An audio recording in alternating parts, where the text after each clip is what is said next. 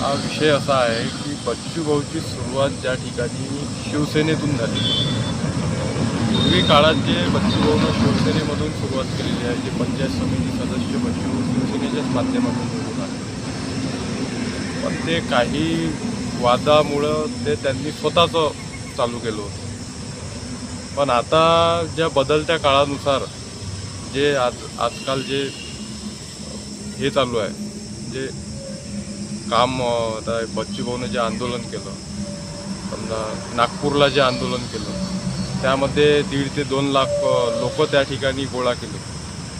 पण त्या आंदोलनामुळे जे आम्हाला शक्य झालं, कर्जमाफी केली, तर ही भावना घेऊन बच्चूभाऊ शिंदे साहेबासोबत गेले की बा आपल्याला ज्या ठिकाणी आपण पद नसताना जे कामं आपण करू शकतो, पद असल्यावर त्या ठिकाणी पुन्हा मजबूतीने शिवसेनेच्या माध्यमातून आपण ते कामं करू शकतो. या ठिकाणी त्या माध्यमातून बच्चूभाऊ त्या विचारानं शिवसेनेमध्ये गेले.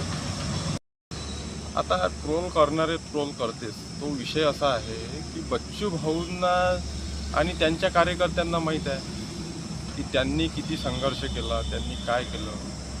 बच्चूभाऊंनी 115 वेळा रक्तदान केलं, 350 गुन्हे आपल्या अंगावर करून घेतले.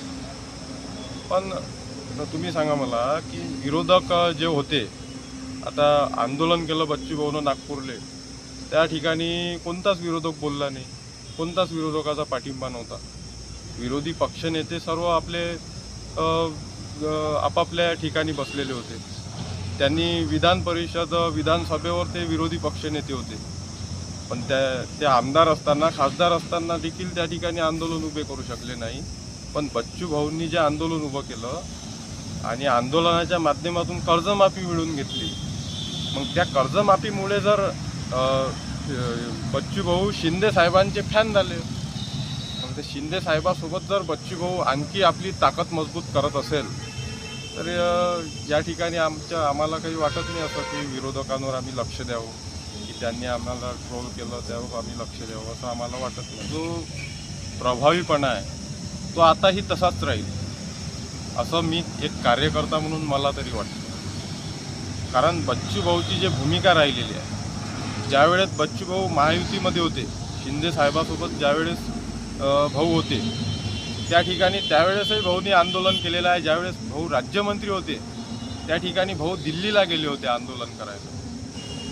भाऊचा म्हणजे सत्तेत भाऊ जर असन तर सत्तेच्या नावाखाली दबून, कोणत्या नेत्याच्या अभावाखाली दबून भाऊ काम करू शकत नाही. भाऊ जनतेचं काम करण्यासाठी कोणत्याही पदाला जाऊ शकतो. हे आम्ही कार्यकर्ते आहे, आम्हाला आजपर्यंत त्या गोष्टीचा अनुभव आलेला आहे की जनतेचं काम जर होत नसन तर बच्चूभाऊ सुद्धा असे माणसं आहे की राजीनामा देऊन देईल. काम जर होत नसन, तुम्ही जर आमच्यावर दबाव टाकत असाल तर आम्ही राजीनामा देऊ, या विचाराचे बच्चूभाऊ आहे. काही कार्यकर्त्यांचं म्हणणं असं आहे का आम्ही सामाजिक काम करू, पण ज्यांना राजकारणात उतरायचं आहे ते शिवसेनेमध्ये काम करतील. प्रत्येक जणांना स्पष्ट केलेलं आहे की कोणी प्रहारमध्ये राहणार आहे, कोणी शिवसेनेत राहणार आहे. प्रहार म्हणजे ही एक सामाजिक संघटना आपण ठेवलेली आहे, त्याला देखील बच्चूभाऊचा साथ असेल.